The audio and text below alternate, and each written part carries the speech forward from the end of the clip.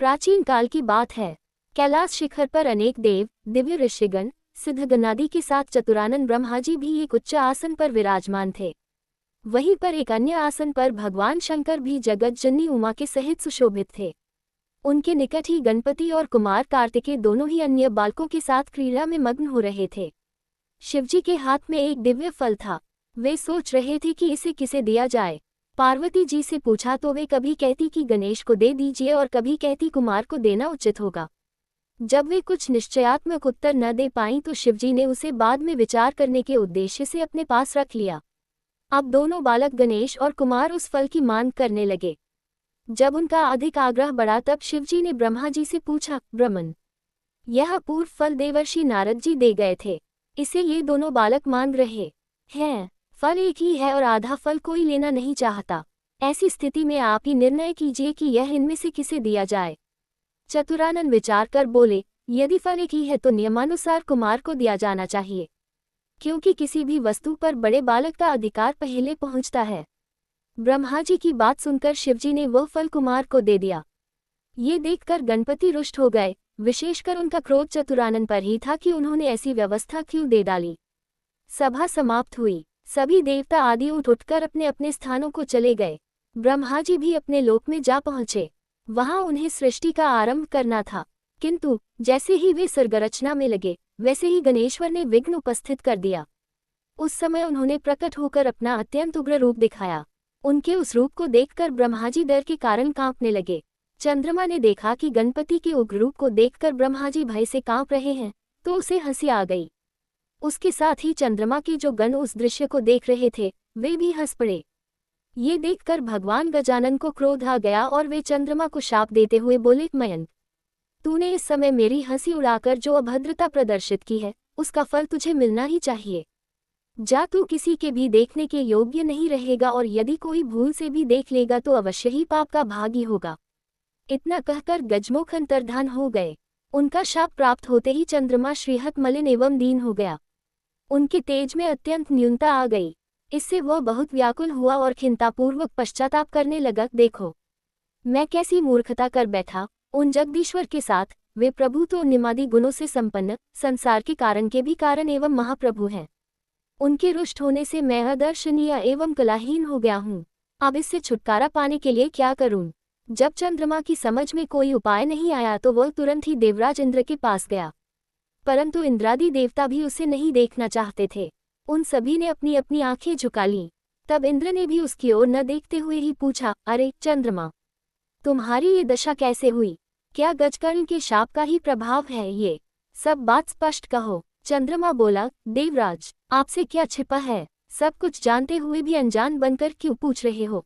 सहस्त्राक्ष, आप शीघ्र ही मेरे शाप मुक्त होने के यत्न करो, अन्यथा समस्त संसार ही मेरे शापित होने से अशुभ फल भोगेगा। इंद्र ने सांत्वना दी और बोले, चलो ब्रह्मा जी से ही इसका उपाय पूछें, क्योंकि उनके समान ज्ञानी और सर्वलोकोपकारी अन्य कोई भी नहीं है। सब देवता उसके साथ ब्रह्मलोक पहुंचे।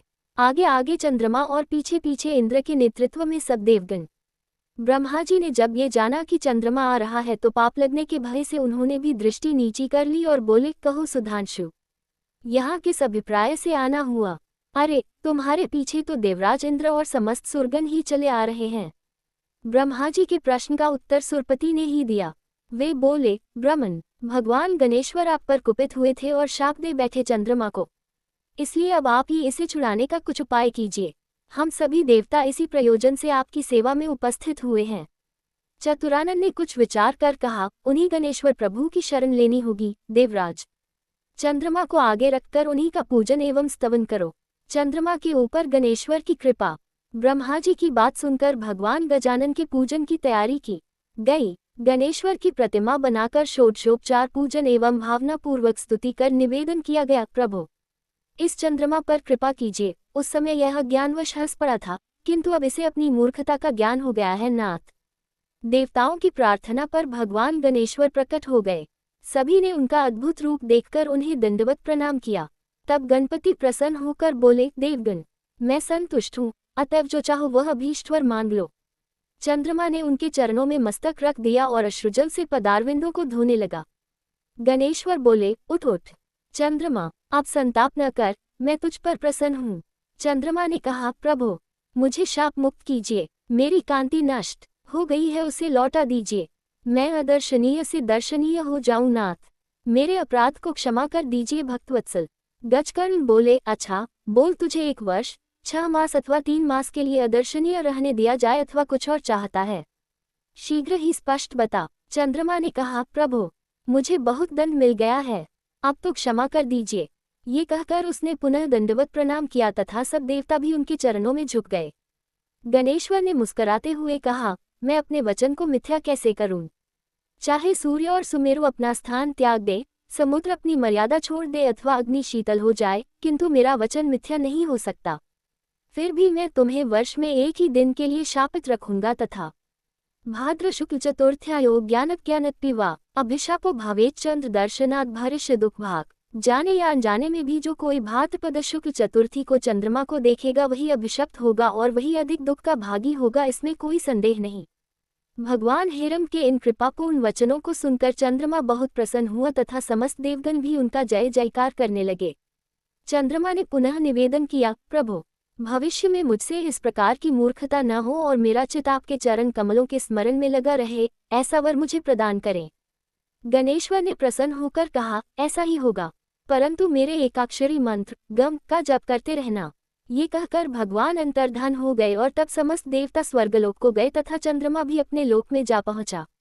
चंद्रमा ने 12 वर्ष तक तपश्चर्या की और गणेश्वर के एकाक्षरी मंत्र गम का निरंतर जप करते रहे। पवित्र जाह्नवी के तट पर भक्तिपूर्वक एकाग्र मन से उनका ये तप चलता रहा था।